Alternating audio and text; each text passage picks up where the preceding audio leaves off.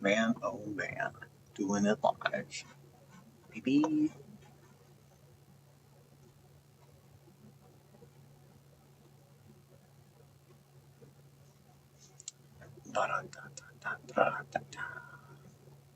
Testing. Should have tested my mic sooner, but I didn't do that. I don't care. Ba-da-da-da. Alrighty, any minute now. This thing is going to tell me that I'm streaming live. Boy. I'll be able to grab that there. Link. Ah. I can put it on my.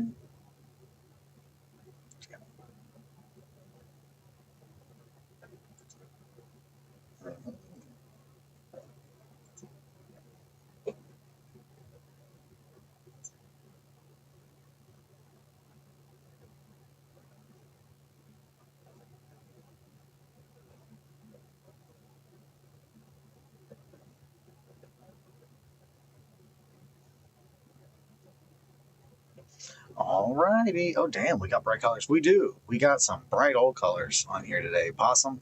It's different. It's different.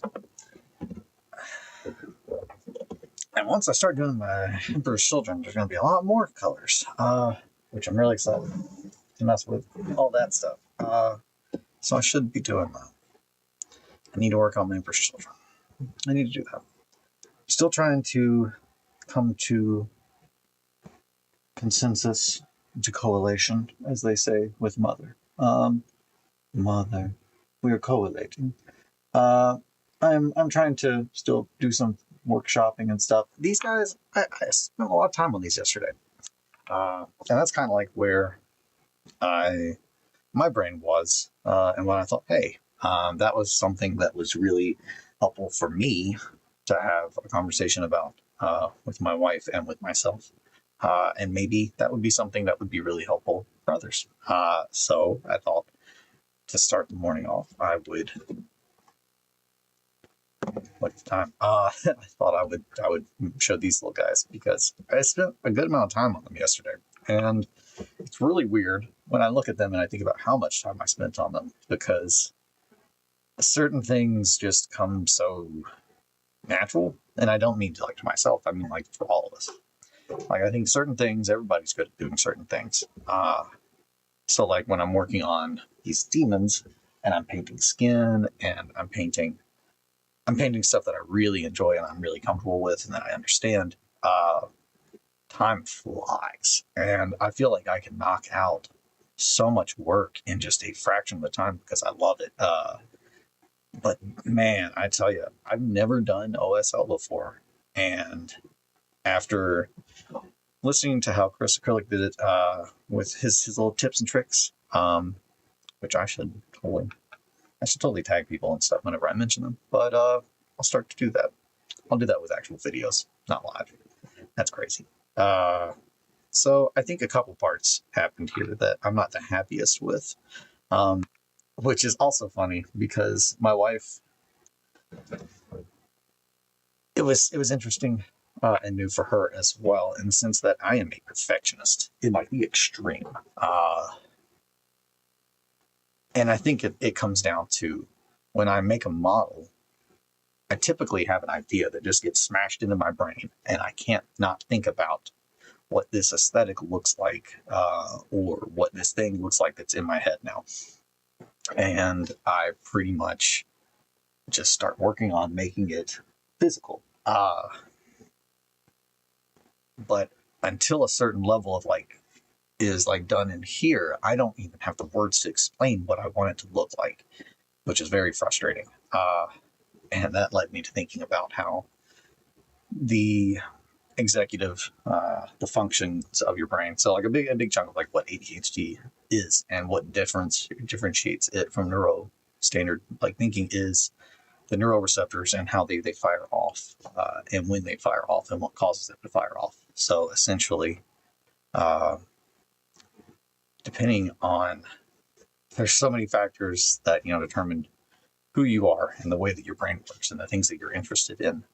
And I was thinking about today that I wonder if the reason that I am so good at taking things, concepts, and reducing them into images, but not words. But then the opposite of that is also true, where I often find that words are very difficult to convey what I'm trying to say, and I often have to backtrack and think about what I said and explain it further because of the words that I used. While they were not incorrect, they did not mean what I meant them to mean or what other people typically relate them to. And that's been something that it's interesting to think about. So that all comes down to I spent way more time on these guys than I really wanted to yesterday. They were supposed to be for a little board game, just a real quick little thing, and then I was going to spend the other, 6 hours of my day working on stuff that really is important, that I really want to move forward with. And my loving and supportive wife mentioned that it was Monday, and that's a big thing because it's just like, I feel like we often beat ourselves up. Everybody. Well, most of us, I think most of us beat ourselves up. Some people definitely should be beating themselves up more, but they're not. And I don't know why. I think they just beat us up. That's how the world works, I guess. But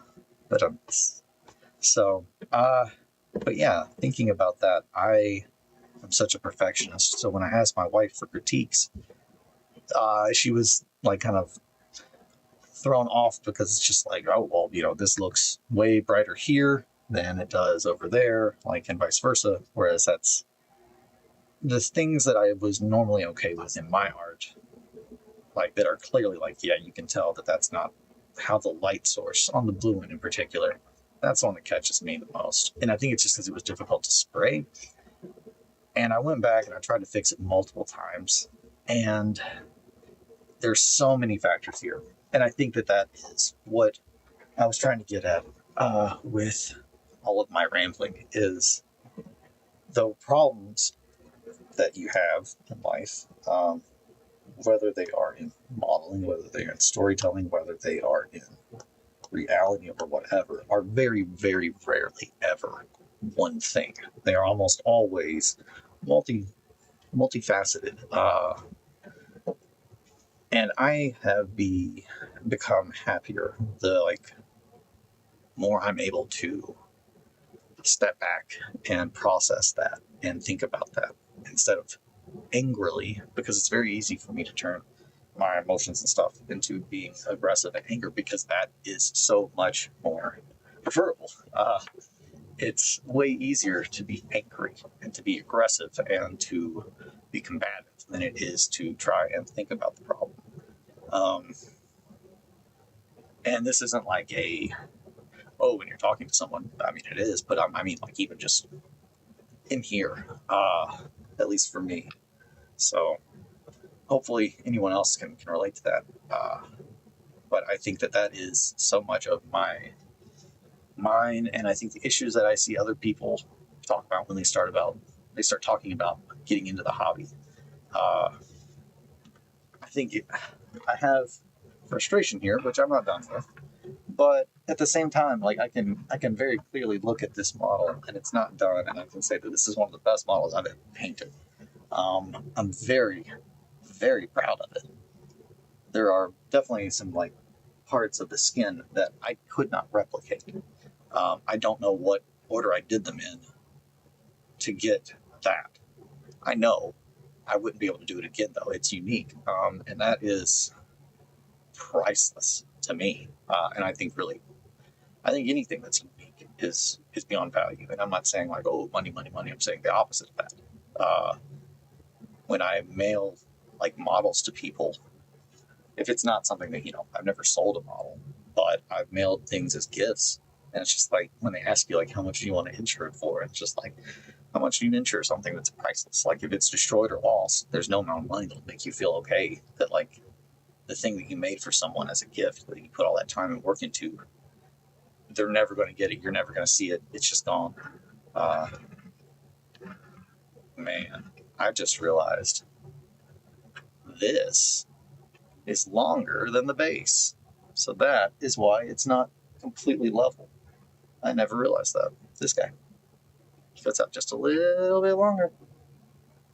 See? Just a smidgen. So it causes the base to be ever so slightly higher. I thought that I had got that perfectly flat.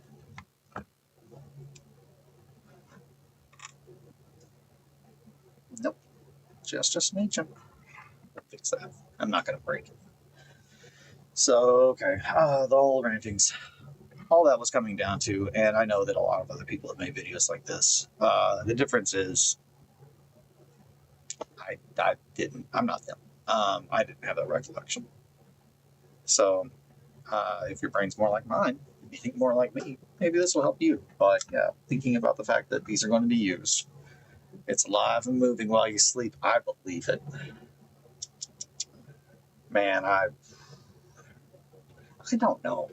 If I had is it the Indian in the cupboard? I think it's Indian in the cupboard. I think that's the movie where you put the things in the cupboard and then you lock it and then they come to life. Man, that would be fun to pick my top 10 things I want to come alive in my house the least.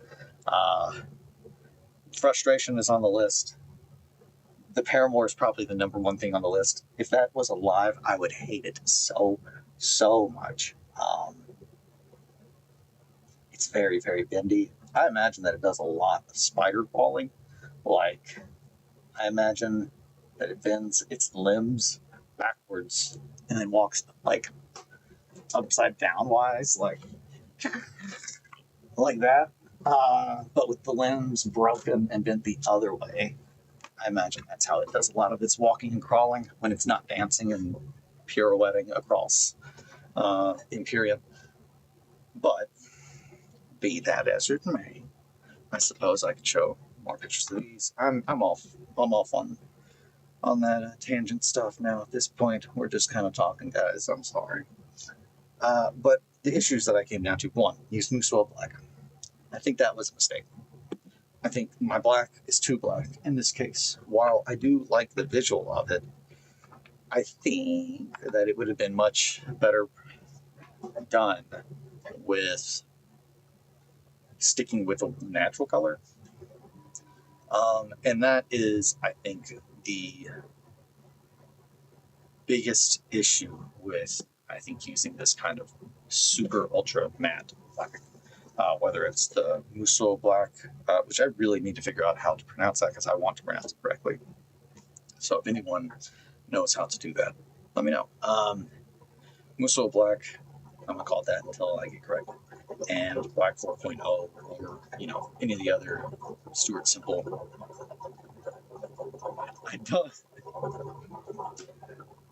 don't know if you can hear that on the stream, but if you can, that is my, there's a pump that when it's either the HVAC, I guess it's the condensation pump. It sounds like a bomb. Every time it's funny, because it goes on for so long, and Marco goes over to where the pump is, and she looks at it because where the tube comes out of the pump, there's a loop, a drip loop, and you can see the condensation, like the water building up in there, and she likes to watch it while it makes that bubbling noise. So whenever she typically comes over to us, like while we're on the couch watching a movie, after like it does that and it stops, my wife and I will go, oh yeah. But yeah, that's a funny wee joke for you. So, yeah, very distracting house noises. I think it's too black. I think it's too dark, and I think my brights are too black. HVAC taking fatty rips. Yeah, the HVAC, it's just the fattest rips. Lots of very half-cooked weed humor. I can appreciate half-cooked weed humor. It has to be a very certain specific point, though. Like really anti-humor is what it is. It's just like, it's not funny. I don't know why there's a hole there. You can't see it. I don't know why. So this is also a weird thing that I guess I need to get in the habit of explaining. And this is all, I'll practice rounds. Let me just say that. I put this inside my spray booth, and I've got it. So, like, I put this inside my tabletop spray booth. I have about two of the little photo boxes. They have lights inside. You pop them up. Put a little lazy Susan in there, and put your jewelry for Etsy in the middle, and spin it and take your pictures. Someone out there's doing that. I bought two of those, and the first one I cut a hole in the back. And I cut a hole in the back.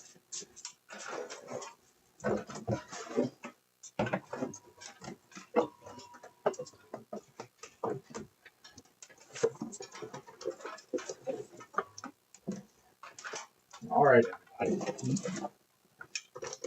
get it. This thing. So I pretty much ordered a box to take pictures with items like listing on eBay or Amazon, that kind of stuff. I picked up one of those. I bought it around sometime when it was on sale. It's cheap.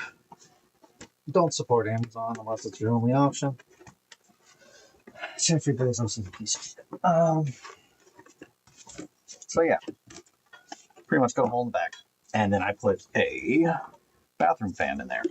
God, that looks terrible. Yeah, that's not good. So maybe I need a filter too. So probably will be looking into that. But essentially, I take this box. There we go. Shot photo light box. But there's little lights in there, so I can turn the lights on by plugging this in, and then this goes to the fan. So whenever it's on, I just flip that, and it sucks out all the terrible poisonous vapors that would be going in my lungs out my house through a long dryer vent tube, to a hole inside my house that I put in. My neighbor was like, "Oh, you're really remodeling your bathroom?" And I was like, "Nah, I'm putting in an exhaust vent for my spray booth and my 3D printers." But now my 3D printer, I don't have it hooked up on the exhaust vent because it's got a little air freshener. It's got an air freshener. It's got something that's supposed to deal with that. Now, I don't know if it actually does. So I should probably look into that. But it doesn't smell like death in my house. So, and they're like right there. So like, I think they would smell pretty bad if it wasn't doing its job. Yeah, long derailed conversations as always. So essentially, I painted these little guys yesterday. I spent way more time on it. And I'm okay with that. I'm okay with how much time I did spend on them. But I don't want to spend any more. So the idea is today I'm going to paint the rims. And then I'm going to blast them with some Pro Acryl Clear Matte Varnish. I just picked that up yesterday.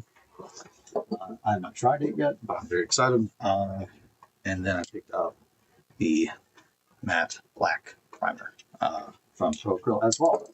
I have long been a airbrush person, but whoo boy, I'd enjoy your time painting them. That is a very good question. I did. Yeah. No, and that's, thank you, Possum. That is a very key takeaway, and one that I forget a lot because I'm not worried about that.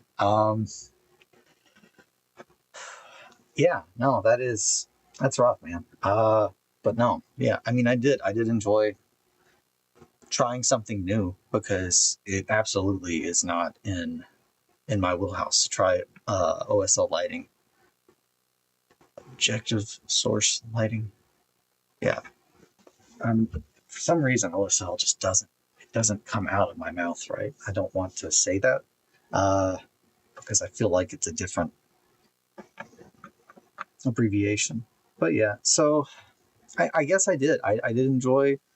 This one threw me off, and it threw me off because these are all fluorescent, and I love monument paints. Like, that's a different tangent that I can go into that I'll probably go into at a different time. But I mean, that they really are the paint. As far as outside of metallics, they're the paint that I am using.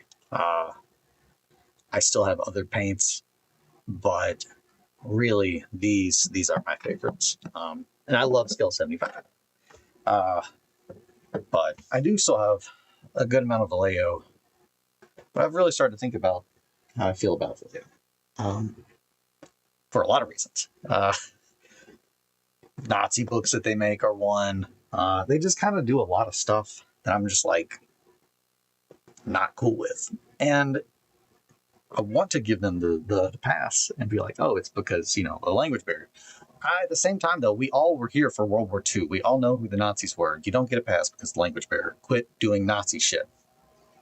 That's where I'm at with Vallejo. So I'm not going to buy any more Vallejo, and I'm probably going to get rid of all my Vallejo.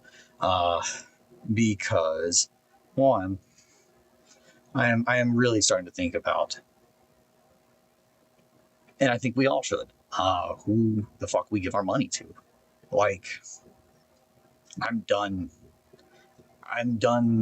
doing my part to help people be shitty humans. And I have let that pass for way too long.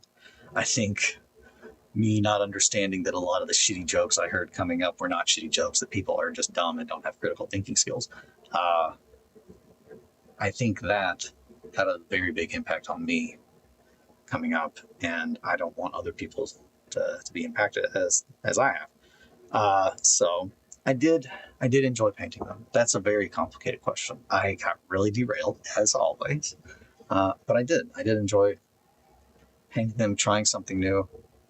I knew about AK, but no, Vallejo was doing it too. I don't want to misspeak. I thought it was Vallejo because they made the now AK. They've all done different weird shit. I don't know. Johnny was telling me about a book that he has a copy of, and I think they only did one run of it because they got shut the hell down because Jesus Christ, what the fuck were you thinking? But it was one of them made a, like, how to make World War II dioramas book, and it was just like the kind of like dioramas that like I've only ever seen at like the Holocaust Museum, and I don't want to make those. And I make pitch black shit. I don't want to make anything like that. I knew Vallejo was bad to their employees and they had a strike, so I knew that. And that I don't know all the deets there, but yeah, I think really everybody, like, that was AK, I'm pretty sure. Okay, so I'm thinking that was AK. Vallejo, there was some beef that like I had with them as of recent, and I don't remember what it was. I'll have to think about that. But I love Scale 75 and I love Turbo Dork. I'm coming for you though, Glenn. That's Glenn, right? I'm pretty sure Glenn is his first name.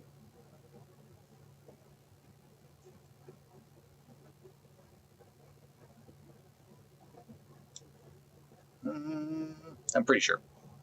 And some weathering stuff, and they did the gas chamber diorama. Oh god, yeah, no, that's it. Yep, that was a game. It's things like that. Like, it's hard, man. It's hard to be like, yeah. I realize now that, no, I kind of was the problem because I didn't know that was a joke. Like, or that wasn't a joke when you said blank thing all those years ago, because how could anyone be so fucking insane that they thought that that's acceptable? It's that kind of thing where I'm just like, man, I guess I should have just been punching Nazis this whole time. I thought they were all dead though, well, except neo-Nazis. Fucking nonsense. So here's where the issue came in. Sky blue. My rant. This is all coming down to. It's not. It's not really. Fluorescent pink, and I think fluorescent orange. Yeah. So these are the fluorescent sets for Monument Hobbies. Monument, I love you. And if you're listening to me, which I don't know, I'm not going to say that you should, but I'm fun. I'm not saying I'm great at painting. I'm saying I'm fun, and you should love me. Fluorescent yellow, fluorescent pink, fluorescent orange, fluorescent red, fluorescent green, fluorescent purple. So those are all the colors, and they are in my hand now, so you can see them. Yeah, there's no blue. So if you're like, hey, I'm going to paint all the guys from In the Night Cage, you don't need these two. And I'm not going to say they shouldn't have done this, because this is a great color. I love fluorescent pink. I haven't used it yet, but oh boy, when I do, I know it's going to be great, and I can't wait. Fluorescent orange, also fun. I think I could have done without it, especially because we have red and yellow, and we could have made it. I would have rather had blue. I think blue would have been the color that I wanted instead of orange.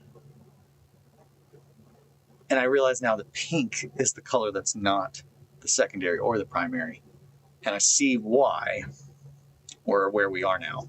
And I don't think I would give up the pink for the blue.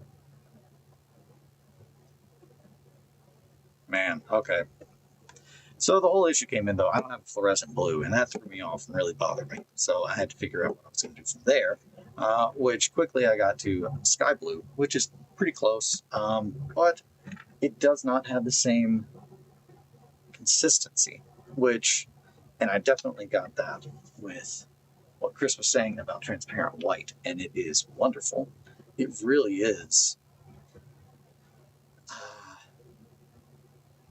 I don't know of another paint that interacts like it. It's almost like a skin. It just adds a highlight. It's like you put it over something and it just does the highlighting for you, because it adds clear white to the color that you're putting on. So all of these, like whenever I would hit them with bold titanium white, which is this guy. Yeah. Just making sure that you can see it on there. I would hit them with that, and then I would pretty much grab whichever fluorescent, and then I would go right in after that, and then I would hit it with clear or transparent white, and that kind of just like smoothed out everything a little bit. The issue here and why it looks so stark is because I went back in with the black. So I think a couple things. I think I did not layer my black, so they look a little off. But yeah, at the end of the day, it was something new. It was a learning experience. I am going to take what I learned from that and be able to apply it to models that I do want to spend a lot more time on. Again, a big thing, and this is one of the things I was complaining to my wife about, they're metal, and I definitely would have gone all in and some ham if they had not been metal. I despise working with metal models, specifically pewter models. I don't like pewter models. They're very hard to work with for me. They're difficult to cut. You have to solve or use like really heavy gauge pliers to like cut and rip them apart. So I tend to not mess with them at all. I did a little bit of green stuff work to just fix some of the mold lines and stuff, and that's it. But today, they're just getting a really quick little blip around the lip, and then I'm going to take them outside and give them a blast from the old clear matte varnish.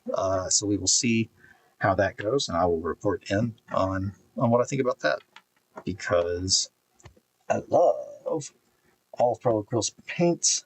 I know Johnny swears by their primer, and the reason I got primer was I've been using this Army Painter, which I think I got. I think I picked this up here. I don't think I got that in Texas. The other ones I got in Texas from Luke. If you're watching this, hi Luke, thanks for the paint. Shout out to Asgard games. Yeah, Asgard games. They're great. So with that said, got the blue out of here. Get the white, clear white. This is a piece of wood that I put inside that spray booth, and I spray on it so I don't get paint on everything in it. Also, it holds it down because I'm getting my first Pure Mini with my order of the game Earthborn Rangers. Nice. Well, that's different. If it's like a 2025, yeah, and so I guess no, that's it's not different. It's the same. It's on the same page with these, where it's just like if it's a model for a game that is like a board game, I am so like I'm fine with it. I'll paint them. I'll do the things. And honestly, probably for the best that they're not plastic or resin, because then I would have cut them, I would have remade them, and I would have spent so much time. Earthborn Ranger sounds like such a fun game. I've not heard about it, but that does. I like Rangers and I like Earth. I love being born on Earth. 7:07. I got 3 minutes, and then it's coffee time, babies. But don't worry, because I'll be back with the coffee, and then we'll do some paint. Earthborn Rangers. Yeah, no, I need to look into that. Today, I'm really excited because I've got my little at my yesterday where I worked on those guys and I felt like I lost a good chunk of time, and now I'm like, it's time to make up for that. However, with all that said, because I'm a weirdo that I don't like throwing away paint. If I've got like I have 2 drops of paint in my airbrush, I like to use what I use and then I put it back if I can. Or I might just start spraying it down on. I'm going to take this off because this is not. I might need a new mat. I might need a new mat, and I might need to paint my desk. I've been thinking about that lately. But to give an idea of what the actual color is for these, they're very unpleasant now, and I really like them. But I spent a good amount of time, so I can't. That is where the tricky part comes in. It's just like, did I have fun? I did have fun painting them, and I did knock out a good amount, I think, of making this unpleasant looking. Which there's a couple in particular that I was just trying out how the colors looked. And then, yeah, looking forward to it. It's kind of like Arkham Horror Living Card Game, but with a solar punkish theme. That's cool. A lot of living card games. So I know Sunrod, but I think that's like a tabletop card-based game as opposed to dice. But from Matt, totally not panicking. But I love Arkham Horror. I love all those Arkham games. I love anything Lovecraftian, really, for the most part.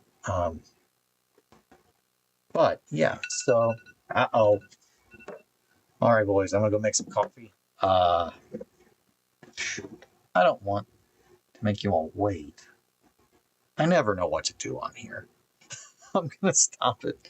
Maybe I'll pause it. No, I can't pause it. I'm just gonna go make coffee. I'll be right back. This is terrible YouTube, but you can look at these. I'll leave the camera up. Margot's here. Yeah, Margot's here. You guys can hear. No, she'll tell you stuff. Okay, I'm gonna go make coffee. I'll be back in just a couple minutes. Margot will entertain you, and then I'll talk about these. And then I'm probably gonna paint them a little bit. Here's a fun fact. I forgot to turn off my airbrush last night and all that stuff. I did not do an act of kindness for myself last night and clean up my area this morning. I should have done that. Woot. Woot, woot, woot, woot.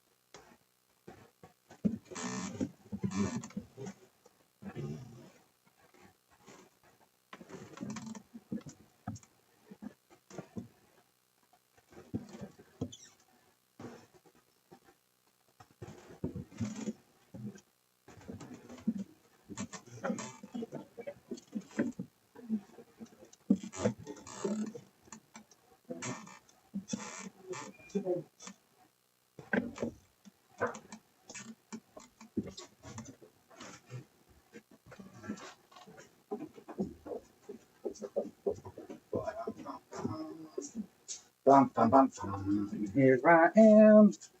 Boo boop bow. Hey everybody. Yeah, it's kind of like Arkham Horror. I've seen some great reviews of Earth Power Rangers, and I love Arkham or LCG. It's definitely one of my favorites. Yeah, I really made a splash review seen a while back. All the reviewers I usually agree with, loved it. Design team, most of the team. Nice. Design team has podcasts, and most of the team are former fantasy fun. Oh, okay. Well, dude, I love Fantasy Flight. God, no, my wife and I were talking about stuff. That's a company I'd love to work for. Period. Doing what they do. Let me rephrase that. I don't know how their actual job is. They might actually feel like I heard something. Well, that's super sick. I never knew they shared something. The cozier vibe really drew me in. I think my partner would really enjoy it. That's all really true. Try backpacking in the outdoors. No, that's awesome. No, that's really cool. I really need to look more into that. There's a book. I'm gonna go grab it because it's pertinent to what you guys are talking about. And I think you all will enjoy it. And I don't remember what it's called, so I'm gonna grab it.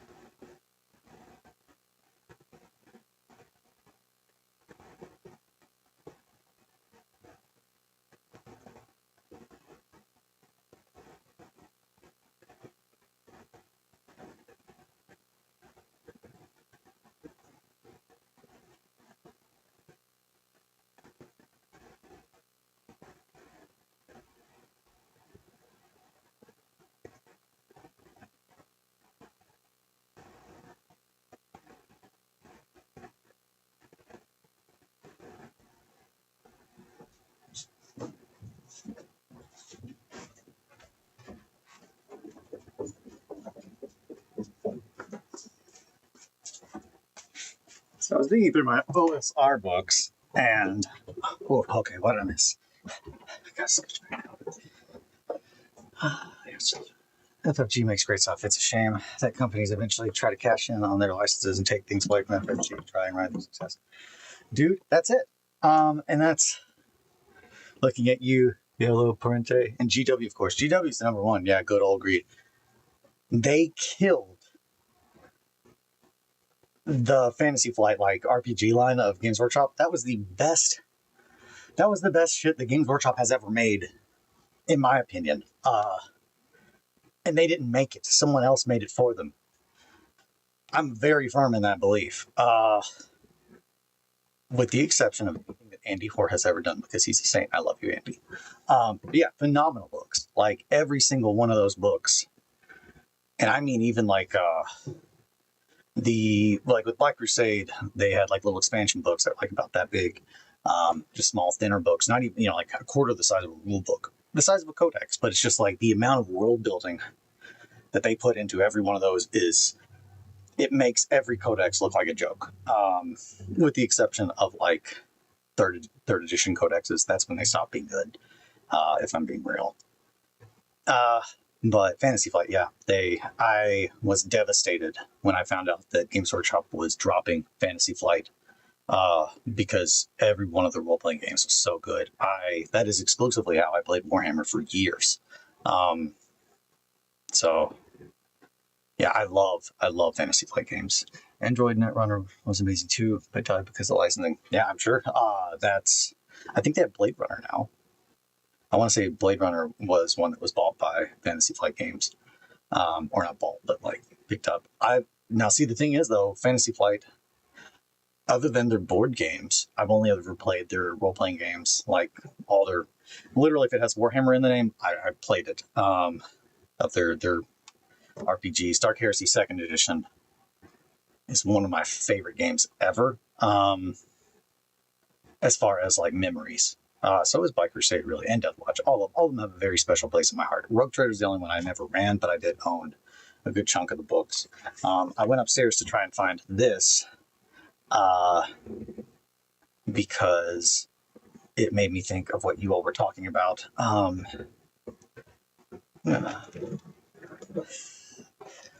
gonna not push my very full cup of very hot coffee with my book. That'd be crazy. Yeah, so this, that sounds fun. So it's a solo book. Know why I'm playing that now? It's essentially like a solo drawing kind of RPG. Safety, body horror, isolation gore. Essentially what you are supposed to do is maintain a time. You roll to look for new plants. You check their corruption. It's a book about looking and drawing different leaves of different plants that you find in the exclusion zone, which I really thought was cool. This was, I believe, a Greg gift, and I've yet to play it, but I'm very excited. Greg Wire sent me this, I believe. It seems like something he would send me, and I don't recall how I got it in my house otherwise. But if you guys have any interest in that, I brought down other OSRs that are very fun. This is the one that I pretty much used a lot when I was working on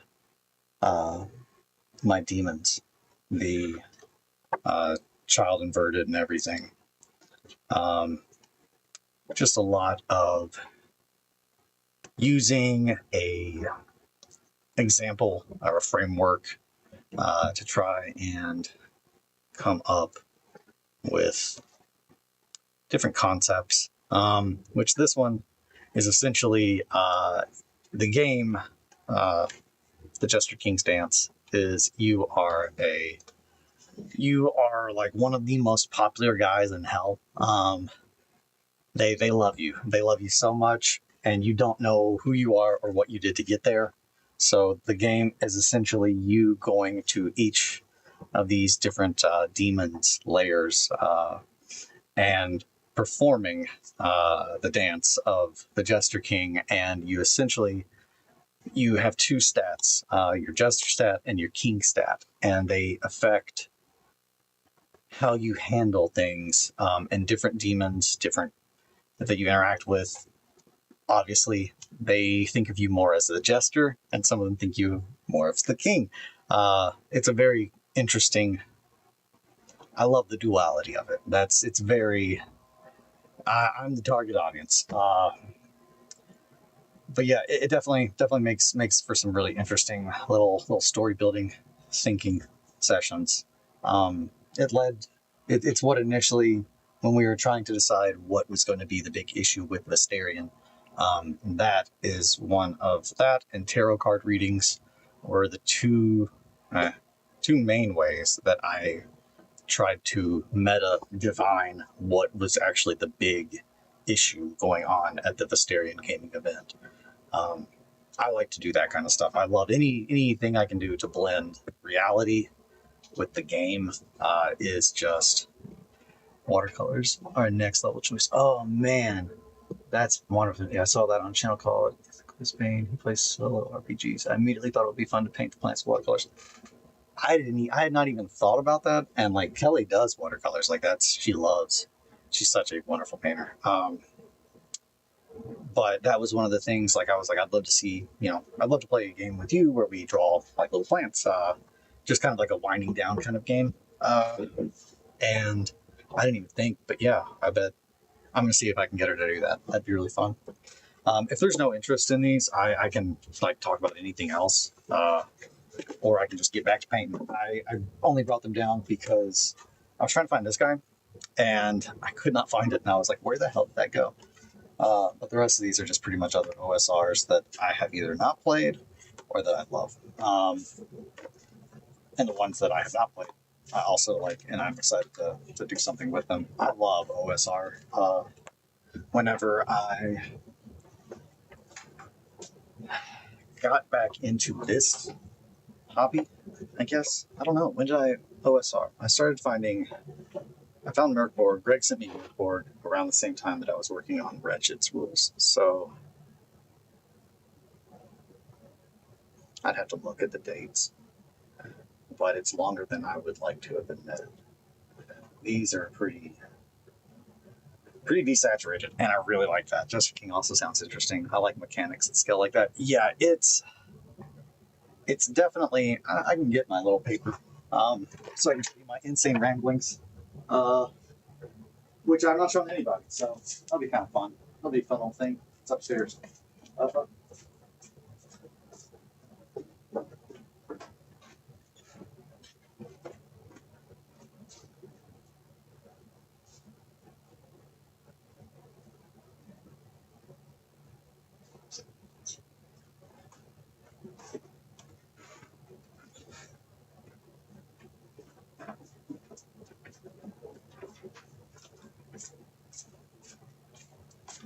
Yeah, so here is my crazy deranged ramblings for the very first set down of reading or trying to come up with the idea for Visterion.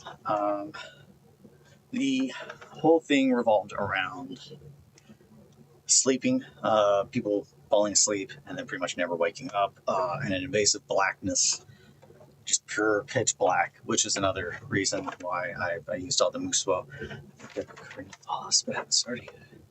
That sounds fun. Oh man. Huh. I've never watched any videos of people doing solo journaling, but I bet I've thought about, because I love Darkford, which is the solo Merkborg. I love solo RPGs. I love solo playing solo games. But I didn't know people did that. If people do that, that's a thing. Maybe I'll do that if there's any interest in that. But I don't want to be like, you guys want to watch me play a game? So yeah, I pretty much just started with the concept. I was trying to find who was making everyone go to sleep. So who is the grand hypnotist? That's what pretty much came up. The first clues that I got from Bale, the demon, Bale, which that is another thing. Dungeon Dive does a lot of stuff with selling, and there's a few others out there. I don't want to do anything that seems like I enjoy doing those. If people would enjoy watching me do that, I would love that. But I do them. I love to do solo RPGs because they just help you build ideas for other like non-solo RPGs, and I think that's a good. I think a good game can always be played solo by the person who at least is making it, just so you can check the mechanics. Because if it doesn't run with just you, then how's it going to run with two? And then the more people you add, that's always a factor I would watch for sure. Okay, well, fair enough, boys. There's so many things that I love to do that apparently people would like to watch. Clues. I being a weirdo that I am a big fan of demonology. So I broke out my copy of the second, or the lesser book of Solomon. It's got the geisha, or the gesha, and all the demons. So essentially, it ranks all of. It tells you how to communicate, how to draw all the symbols, all that stuff to make meetings with demons. It's real none of it works. Bale, he gave me a clue that there was a trafficking deal and a closed food pantry. Me too. Maybe you could do a solo RPG one day a week or something. That sounds awesome. That sounds so good, man. I'm gonna write that down right now so I don't forget. That sounds so fun. I got a whiteboard over here. I'm gonna write on it. Bam. In orange. Just like that. So low RPG. One day a week. That sounds so fun. I would love to do that. Man. Okay, so I got that written down. Me too. Maybe you could do solo if you want to do something else. That sounds so fun. So after I went and talked to Bale, I made my little merry way to Pyman, friend of the pod. Everybody knows him. Everybody loves him. He'll convince you to cut bird heads off and dig up your grandma. That's all Hereditary jokes. It's one of my favorite films. If you've not seen Hereditary and you enjoy horror, it is, in my very, very firm opinion, the single best horror film made in the past 2 decades. And I'll argue until whoever doesn't want to argue with me more about it. That movie's so good. The amount of love, clearly, that was spent. That's what I mean with storytelling. It's very clear, like when you watch the movie Hereditary, the love that was put into looking into the occult. Because that is, if you actually look into and find that kind of stuff interesting, it does not take very long. I mean, a good once or twice, just, hey, let me look into this a little bit of reading to find very quickly that you can pick out when it's done very bad in Hollywood and when it's done really well. If it seems really theatrical and over the top and silly, it's because it is. That's not how a cult really is. There's a lot of symbolism and stuff, but that's all. As soon as that gets to be the thing, it becomes comical. But Pyman that's a spoiler alert. I'm sorry. Pyman is a demon that is involved in the movie Hereditary. If you've not seen Hereditary, I just gave you a little bit of a spoiler. But damn, it's still fucking worth watching. That movie, it goes so hard. It wrecks. Hey, bud. Theo's down here. He's great. So Pyman told me that expansive and high-quality painkillers. He showed me an image when I went to go to Pyman. Man, I wish I'd written down. I don't think I wrote down on this in my other one, and that's a map. Yeah, that's a map for Wretched, which was the last RPG that I ran. I'm probably going to bring that. That is probably going to be something that I want to introduce to everybody, because that is a story that is mine, that I do love and I never got to finish it because our gaming group kind of changed. Oh, I just now realized that Hereditary isn't the movie I thought it was. LOL. Yes, Hereditary is Ari Aster's film. It's about a mom like dealing with her mother's recent death, and it is wild. My coworker Jared, who is very religious, and I value his opinion so much, he loves the movie. His wife refuses to watch it. And my wife is also, who we are horror buffs, and my wife has said that she is like, that is the scariest film I've ever seen. You were thinking it was Splice.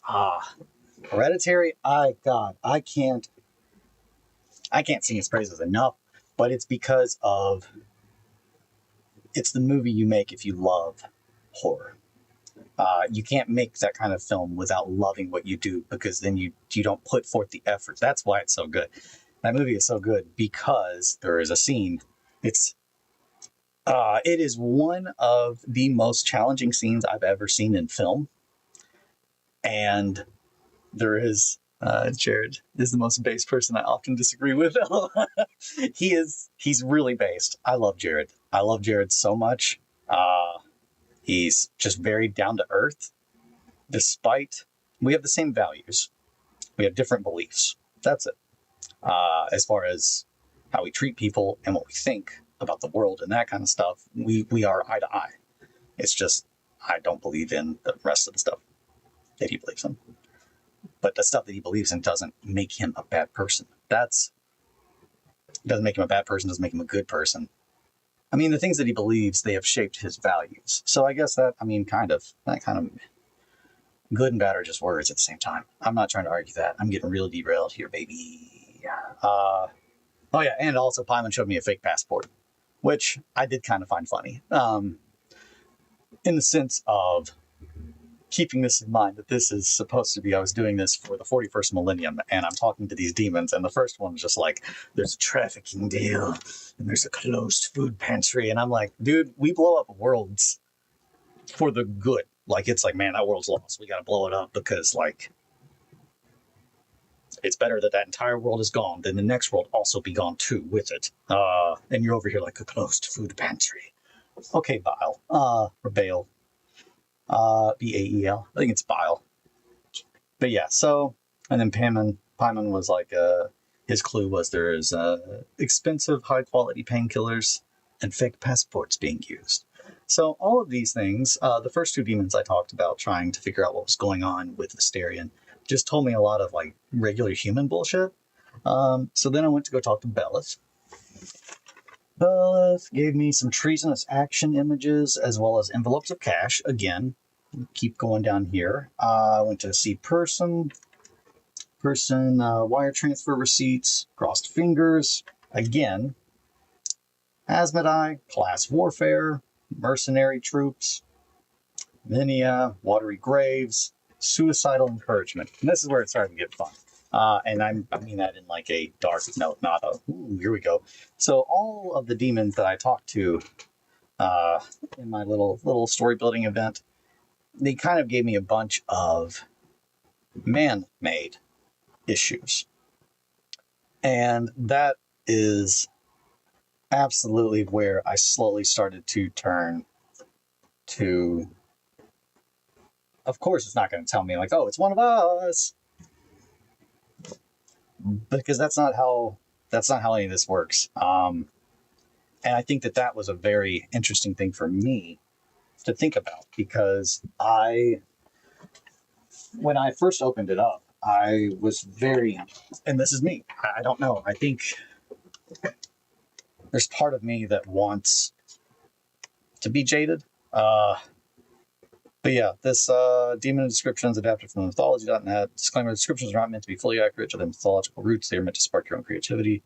Unlike our other games, this game is not intended for young players. It is not family friendly. The author of this game felt uncomfortable several times while writing this game. You will likely feel uncomfortable while playing it. Please take care of yourself. Underline. While not explicit, the following topics can easily arise during play. Content warnings. And I'll let you read those.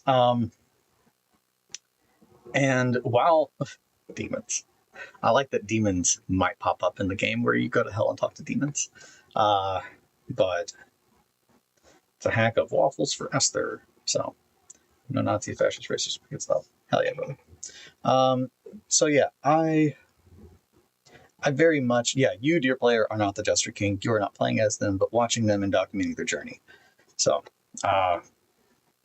yeah, explore by yourself by documenting in a notebook the tribulations of the Jester King and piecing together clues to uncover who they once were and their careless evil deeds. You, dear player, are not the Jester King. You are not playing as them, but watching them and documenting their journey. Write more of their story after each step, dice roll, and card flip. You may hate and despise them after you complete the game. They may not deserve any absolution. This is a dark, brutal game of uncovering the mystery of who they are and what terrible deeds surrounded them in life that earned them the title of the Jester King. However, you're ultimately in control of where you want the story to go. If you find yourself in too dark a place or are no longer enjoying where the story's taking you, it's okay to stop, rewind, and try something else, or walk away completely. And I think that's, well, I love that. I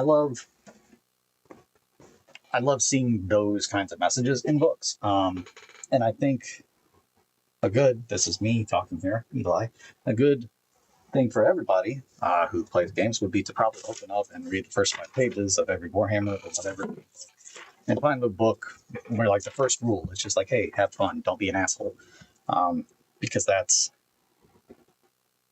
our community should not have assholes. Like, our community is about playing games and having fun and telling stories. What about that should make someone want to be argumentative or, that kind of thing. So I think, I don't know. Lena told me about Water Grave, suicidal engagement. Alam told me about alleyway meetings and uranium. That was the last one. Those are all of my demons. So 1, 2, 3, 4, 5, 6, 7. I only talked to 7. I think I talked to 10. And that is, so the game, I personally really enjoy how it can change the story because of how you interpret it, as well as how you play it, depending on whether the Jester King uses the Jester or the King skill. It determines the success with each demon. Each demon, may like or may dislike you acting one way. And that is the other thing. A big part of this is the mental space that you kind of want to be in while doing this. For storytelling, I try to get in a very, I try to roleplay it. I try to imagine I am there. I try to imagine that I need to know who Bile is. I need to know what Bile is the lord of. So looking into each of these, I looked into all of these demons. I looked into what they were known for. I looked into what they supposedly enjoyed and celebrated, what they can give you. And that's another thing that I think is very interesting to think about from character development. Demons. These are all characters that supposedly you can make a little pact with and they will give you things. And it's just like, what? I like to think, why does that thing give you that? Like, Paimon is wealth. Like, Paimon, well, he's a lot of things, but one of the things that Paimon is very big is wealth. He will give you physical wealth, whatever you desire. And it's just like, I do enjoy that because he can give you this thing, but there's no explaining what he's taking. And obviously that's the very key part of demonology is it's a trade. So other than that, the next thing I did was the Celtic cross spread. So that is just straight up tarot. If you all ever mess with tarot, it's a wonderful way to do storytelling. But for the Celtic cross spread, the Querent, which is the first card that I drew the Inverted Death, which is disaster, political upheaval, revolution, anarchy, death of a political figure, temporary stagnation. So that was essentially what is going on with Vestarian currently is disaster, political upheaval, revolution. We know that Vistarian was a world that is just covered in all these different cults, so they were all fighting. So I was like, okay, well, that's a good one. So then I went to the obstacle, which was the moon inverted. The moon inverted means imagination will be harnessed by political consideration or practical consideration. Storms will be weathered, peace gained at a cost. No risks should be taken. So that is the obstacle, that there is something coming, something big. The question itself. Inverted Eight of Pentacles. There is a danger of failing in one's ambitions, false vanity, intrigue, and sharp practice, skill turned to cunning, like that of a converter, I believe. Like that of a converter. That's what I wrote. Which, if you can kind of gather from that, the inverted Eight of Pentacles, danger of failing in one's ambitions, false vanity, intrigue, and sharp practice, skill turned to cunning.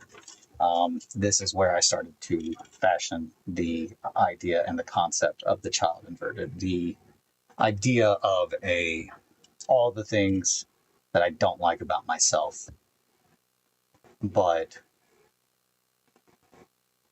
taken and turned from digging the trend of tarot cards in games. I love tarot. I love tarot, and I've always been a fan. I started using tarot very regularly, I think, right around the time I started getting into OSR games, which OSR would be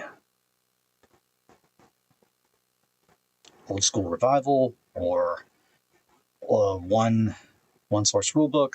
I've heard different people. Old School Revival is when I say OSR. That's what I think, and I specifically mean any kind of gaming that imagination is the number one, what you need in the box, and it's not in the box. When I think of OSR games, I think the number one thing is the imagination of everyone in the group is what is going to make this fun. The rules need to be light. They need to be just enough to let us have a framework that we can play with together. And that's, at some point in time, I think that's where everything got mixed up. I think people, they took the ideas that they put, they had in their heads of this is how I tell a story and how I play a game, but I want other people to play a game and tell a story with me because that's more fun. We all know that. It's the same thing as telling a joke. The joke is funnier when the guy across the room who's in on the joke, yells something out, so it feels like the immersion. You realize that you were part of the joke when the guy that is sitting next to you tells the next line of the joke. When we do that with stories, it gives us a little bit of excitement. It makes us feel like we're there, and it naturally makes your imagination start to work. So I started to come up with these. The inverted Eight of Pentacles, that was the very first, okay, the inverted child, the child inverted, starting to come up with an idea. Question, so the recent past, the Queen of Wands, recent past, Queen of Wands inverted, which is domineering, obstinate, revengeful, likely to turn sudden right against another without cause. Which is, again, I see people complaining that they didn't cover something, but they didn't get that. Yeah, that's really it. There's so much of gaming. We're a weird species. We like to not be told what to do, but we also like to be told exactly what to do. We don't want to make decisions ourselves. And I think gaming, that's why I think a lot of people love Dungeons and Dragons and role-playing games, is because they get to explore this little world that they just make the choice in, but they didn't have to make. And as a GM or a DM, I love making a story that is no longer in my hands. And that is something that I've always loved. I love when I have a story and then I give it to someone else and it's still my story, but by the time that we're at a point where we can step away and talk and laugh about it, it's just I didn't think it was going to go there. There's just nothing like that. And it's some of my happiest moments are, I think, from storytelling. See, after that, the highest potential of the matter, number 5, the card, was the Seven of Swords, inverted. Possibility of unexpected good, sound advice, instruction, wishes about to be filled. So the highest potential of the matter is somebody could get what they want with whatever is getting ready to go down. And that is what started to get me to think, okay, this is tying into other stories that I have told in the Totrata sector, which is where Visterion takes place. And I guess I don't know if I've really ever explained that, but I don't have my little book. Nope. I'll have to find a picture, and I need to share this. This is on the list of things that I'm going to share with everybody, because this is, again, everybody can have this. But I spent a very long time with my buddy Sam and another coworker. My buddy Sam, and then our friend coworker Anthony, who is a whiz at doing programming, I guess is what I would call it. But essentially, I had a very, very, very convoluted way to roll up planets, and it was a planet generator, like a dice-based planet generator, where you roll up the size of the planet, the density, the the basic materials. It was a extremely in-depth, hard sci-fi planet generator that I had found altered to generate a sector of space, because I wanted to make an area of the Warhammer universe that my player group could do whatever they wanted with and never actually impact the actual overarching story of Warhammer, which is very funny to me, because that's the biggest problem that everyone had with Warhammer for so long. It's like, the story's not going anywhere. It's just like, you dummies, you're supposed to tell the story. And that's why we have premieres, so I hope you're happy. So, anywho, I got these 3 boxes, 3x3. That's what I'm like, okay, that's what I'm going to use. I lost my track. I got derailed. Shit. I was talking about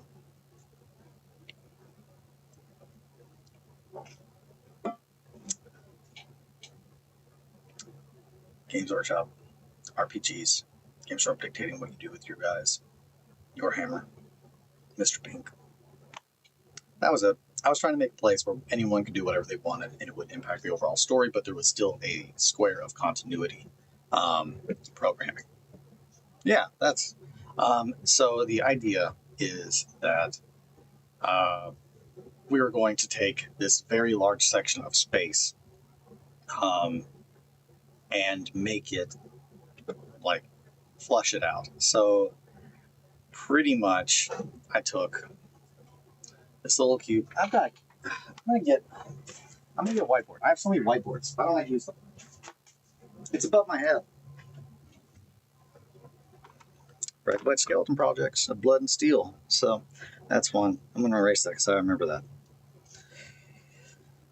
Yeah. So one of the projects that I'm going to be working on is of Blood and Steel, which is a continuation of the story that my friend Ed and I were telling.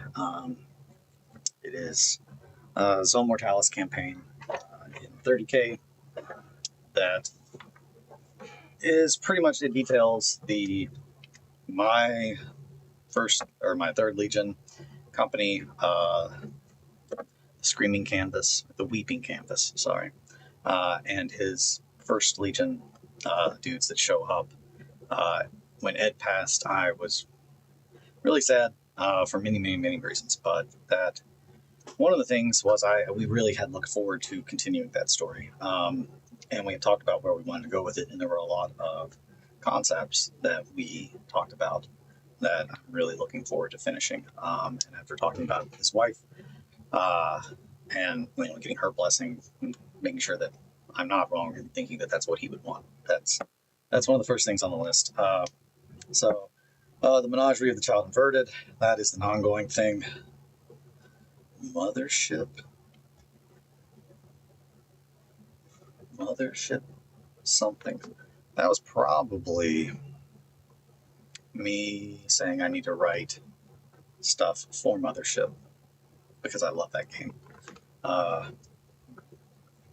Oh, it might have been also trying to record. I don't know. So let's see.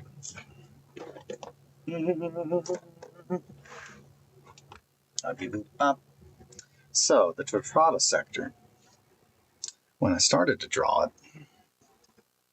it was pretty similar to the other one, but up here, this is where Phaeton is.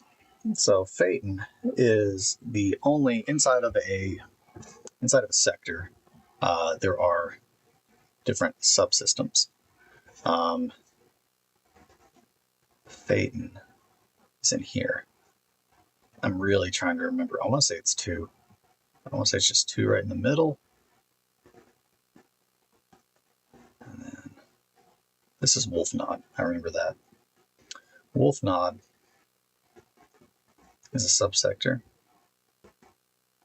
So a subsector is made up of multiple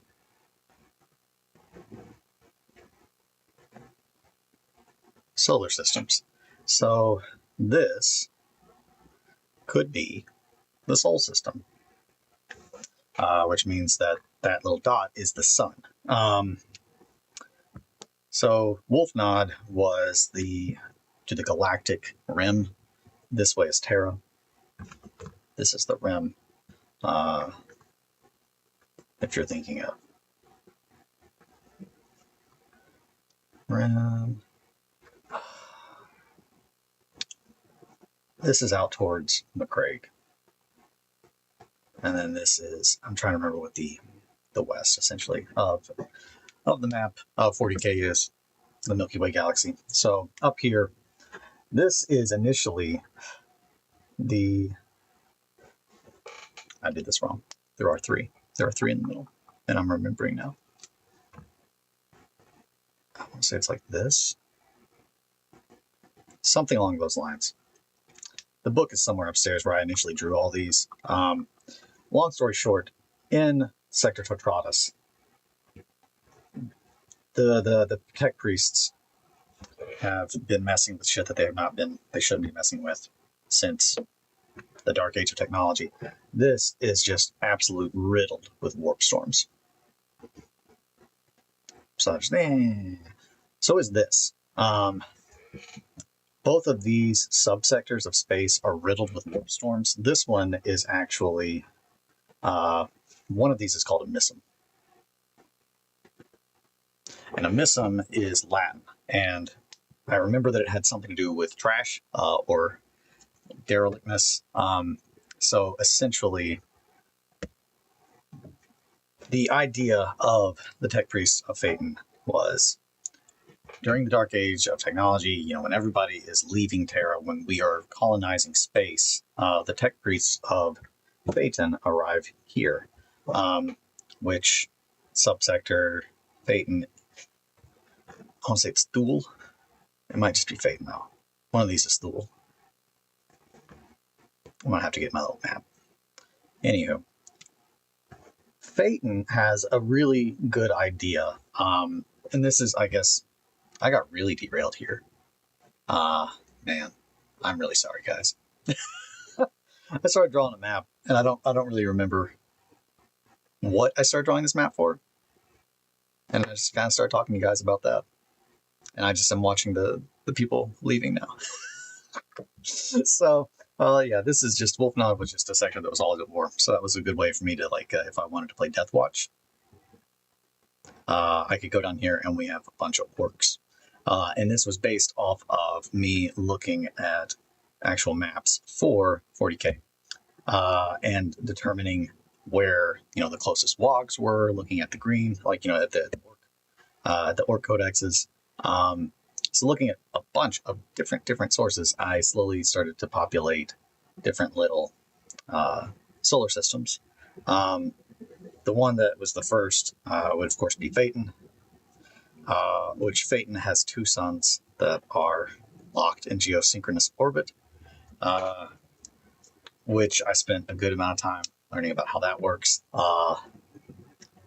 So Phaeton, and because I wanted to really push that whole thing, the symbol for Phaeton was essentially kind of like that, which is the phi, the symbol of phi. But then there were three separate skulls, and that represents the moons. Phaeton has 3 moons, 2 suns. The moons are locked into geosynchronous orbit, so they stay in the same place as the planet rotates, and the suns are actually locked in. When a planet has 2 suns, it's not actually like they're stuck in its gravity. It's the other way. They're impacting each other's and causing each other to turn. And the planet is just kind of stuck in the middle. But the whole idea behind this was Phaeton originally in the lore was nothing. It is a thing in the sense that I did a lot of deep digging, and I found Phaeton as a Forge world that was mentioned, but not mentioned very much. Very little. I like to have 2 to 3 sentences that I can build my little world off of. That way it's established in the lore. And if it's a 2 to 3 sentence one, then that means typically it's not going to be popular enough that other people are going to want to do anything with it. Phaeton, unfortunately, the big thing that was an issue with it was epic. It was one of the legios for epic that was used. Osidax. Legio Osidax was one of the few things that was tied to Phaeton. And then outside of that, there were 2 other Forge World books that mentioned it.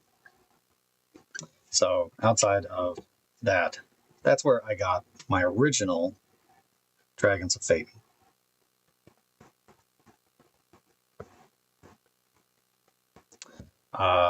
That is when I started back into the 28 hobby.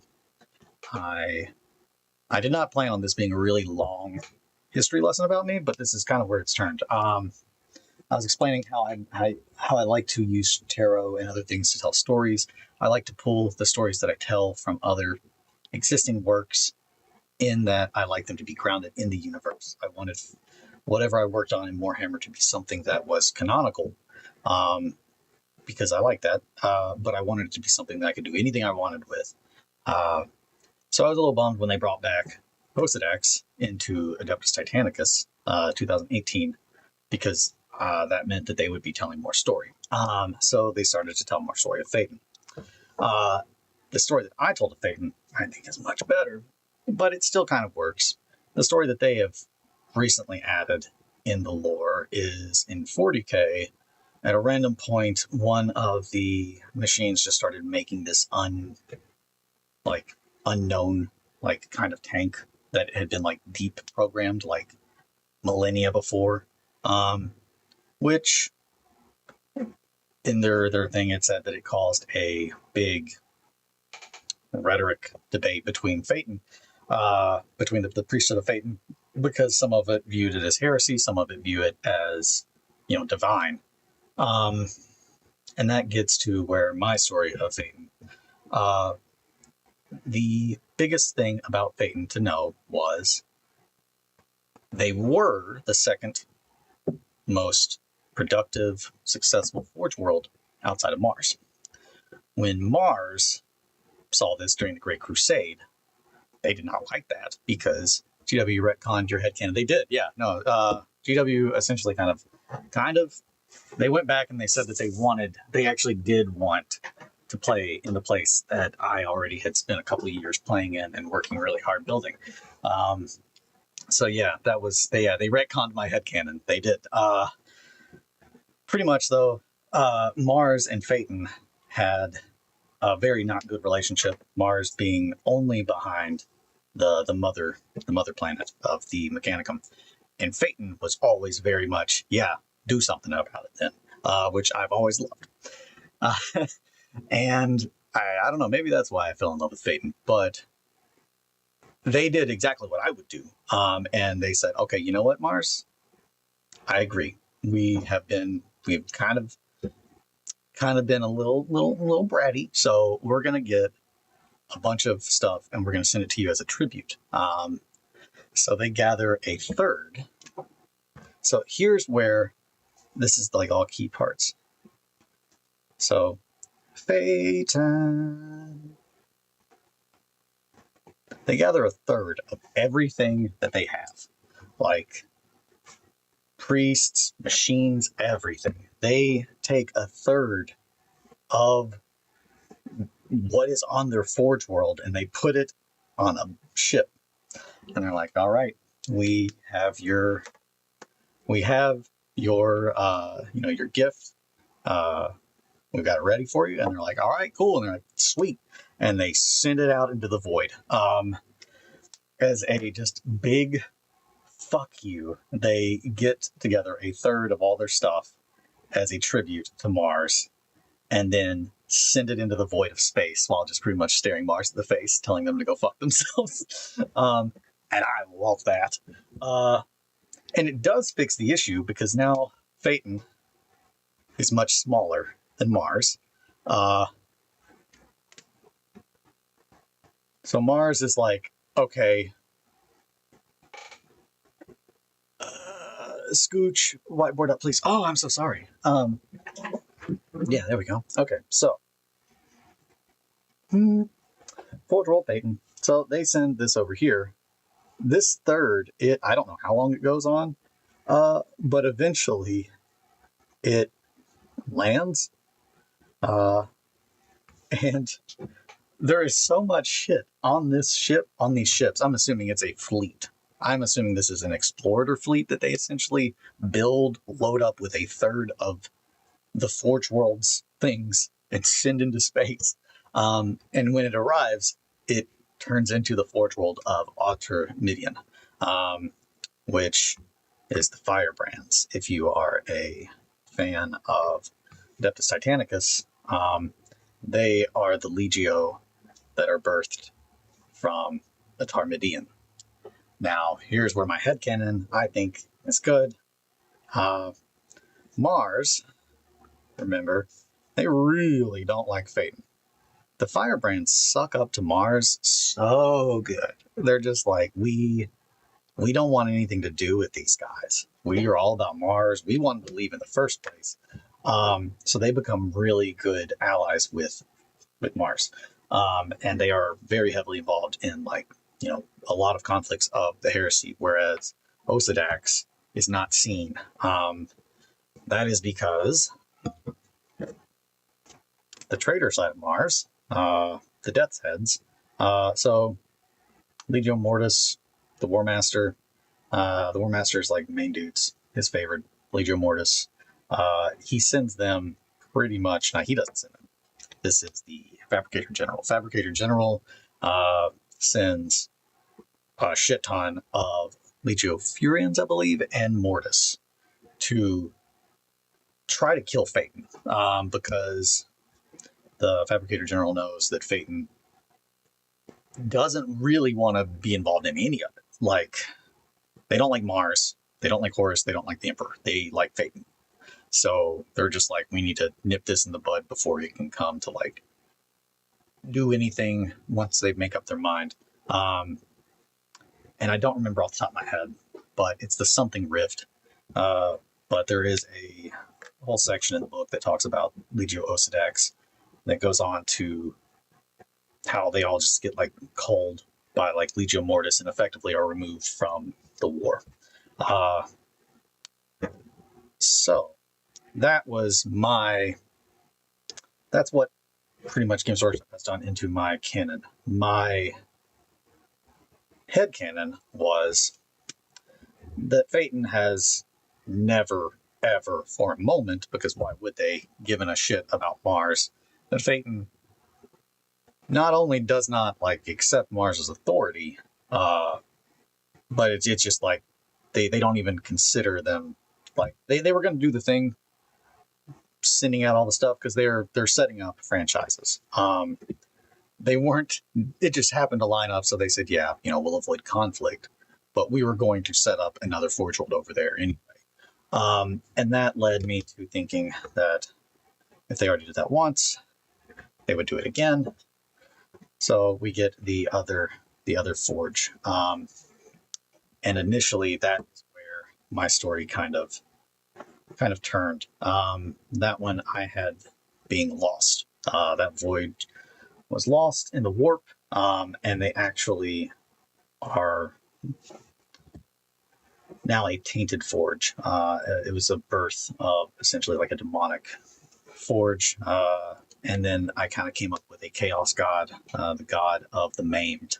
And it was all pretty much based around these tech priests being trapped in this hell where logic and everything was just, it did not work anymore. And the only way out was essentially like self-maiming.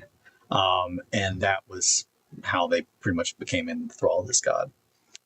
So, and then that, of course, Phaeton only having a third now, matches back into Games Workshop's lore of, after all of this, Phaeton now is like one of the lowest producing Forge worlds. Thank you. So that was my headcanon of how Phaeton went from being the second most, proliferant like Forge world to not even on the books. And then a couple years ago, I was working on trying to do an Inquisitor event with the Wires, revolving around a space station, and actually using like Inquisitors as opposed to like warbands and gangs and stuff. We were wanting to play proper Inquisitor. And I wrote a short, quick little story about an Inquisitor investigating Phaeton, and the overall arcing theme of Phaeton is they are doing a lot of stuff that the Imperium of Man has no knowledge of. And they've been doing it since the Great Crusade. Like, they've been doing whatever the hell they want and have just been making it look like they're playing the same game that everyone else is. And that Games Workshop has given me enough to show that things have happened lore-wise that would hide what they are actually doing. Which the whole thing, I don't know if I want to give that away yet, because I might play with that some more. But the biggest part about the priesthood of Phaeton, and this was something that I carried through all of my characters in Deathwatch, Black Crusade, Dark Heresy, because we're all playing in the same place. I wanted my players to get to learn certain aspects. And with the priesthood of Phaeton, one of the ideas that I really liked, and that I dabbled a lot with my player Sam, was the idea of memory and the impact that could have in storytelling. Especially Sam's character, he likes to play very logic-based characters. He enjoys that. His character's name was Festus. But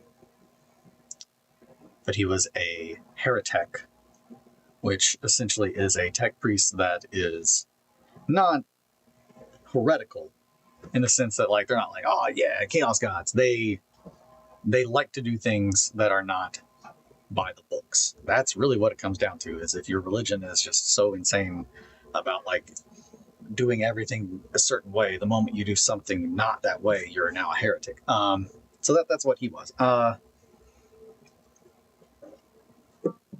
So Sam is a heretic, and he is in my warband, and I had him.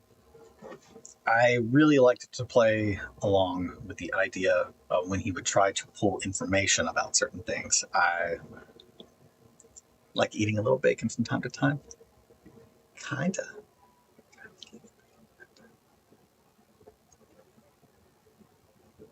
I don't know. I don't know what I meant, and I don't know what I said. I've lost my train of thought.